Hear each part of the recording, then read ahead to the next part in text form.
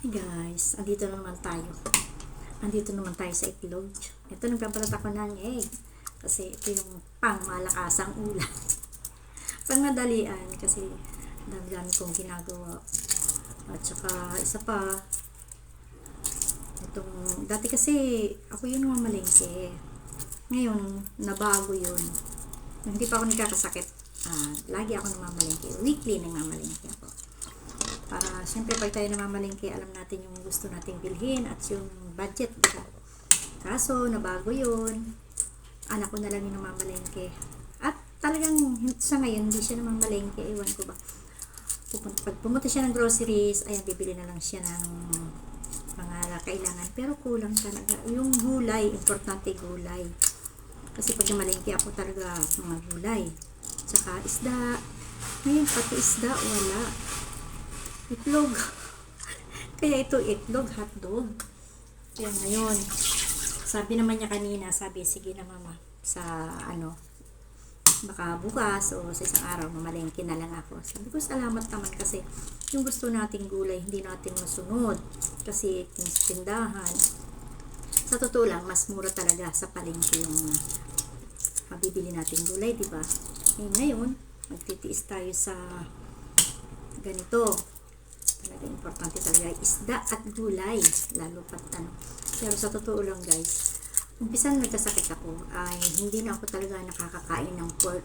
Ewan ko ba, kahit amoy lang hindi ko na talaga gusto. Hindi sa ako'y nagyayabang, hindi sa ako'y nagmamalinis, hindi ako sa nag-uumarte. Talagang kusa na lang na naramdaman ko na hindi na talaga makakain ng pork, chicken, saka isda, yun lang. Kaya ito guys, ito ang aking hihiwain ngayon.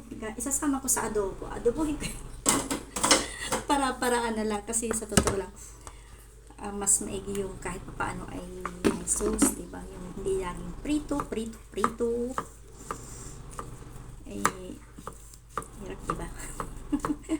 Puro na lang ba mantika. Kaya eto, gawa-gawa lang tayo ng paraan.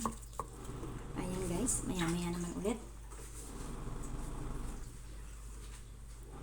Alam nyo na ang nanay.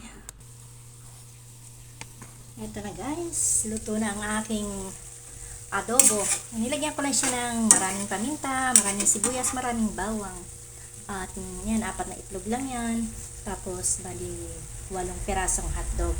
Yung mga buo-buo na yan, ayan ay para malaman ko kung alin yung sa akin. Chicken hotdog kasi ako. Tapos yung isang buo ay para sa aking alaga naman yan. May kaunting bechin, may kaunting asukal at may kaunting suka, toyo. Nilagyan ko rin ng kaunting ketchup. Tig ko kaunti lang.